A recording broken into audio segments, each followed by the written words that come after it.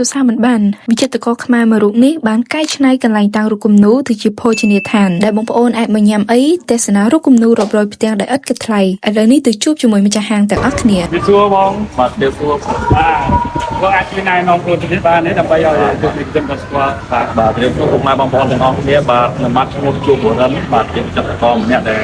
មករស់នៅខេត្តសៀមរាបជិត20ឆ្នាំហើយបងប្អូនបាទបងចាប់ផ្ដើមគូគំនូរទាំងអស់នេះប្រហែលជារយៈពេលប៉ុន្មានងំដល់បានច្រើនដល់ប៉ុណ្ណេះខ្ញុំបាទនិយាយទៅបាទចាប់ពីគូមកជាង10ឆ្នាំបាទចុះ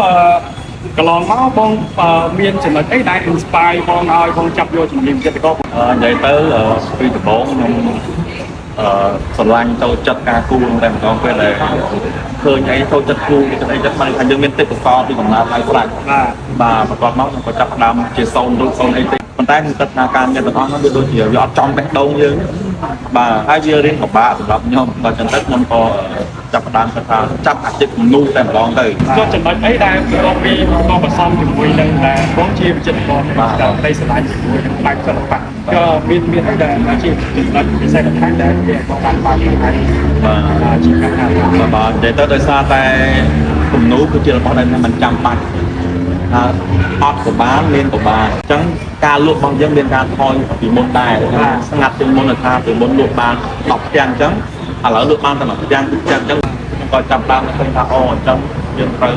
បន្ថែមអាជីវកម្មផ្សេងដូចការលក់របស់ចាំបាច់របស់ចាំបាច់អត់មានជារបស់ញ៉ាំទេ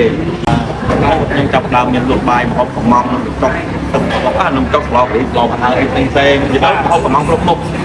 ក៏សង្ឃឹមដល់ពុកម៉ែបងប្អូនដែលមកទស្សនាខេត្តសៀមរាបលេងខេត្តសៀមរាបក៏កុំភ្លេចចូលគ្រប់គ្រងខ្ញុំបានផងខ្ញុំបាទនឹងមិនធ្វើឲ្យពុកម៉ែបងប្អូនខកចិត្តទេនឹងខំជាយើងធ្វើស្នាដៃផ្សេងដែលអាចនិយាយបានថា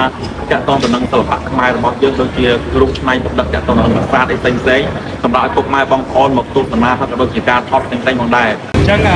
នៅចុងក្រោយខ្ញុំជួយណែនាំទីតាំងនេះជូនទៅដល់ទស្សនិកជនទីតាំងខាងគំនូរវិចិត្រករខ្មែរស្ថិតនៅខេត្តសៀមរាបនៅក្រៅសហមន្ទីរចិត្រករជាប់នឹងកែងស្តុកស្តាត់ចាស់បាទចុងក្រោយសូមជូនពរឲ្យបងកាន់តែរីកចម្រើនបងប្អូនមកគ្រប់គ្រងច្រើនទៀតបាទអរគុណច្រើនអរគុណច្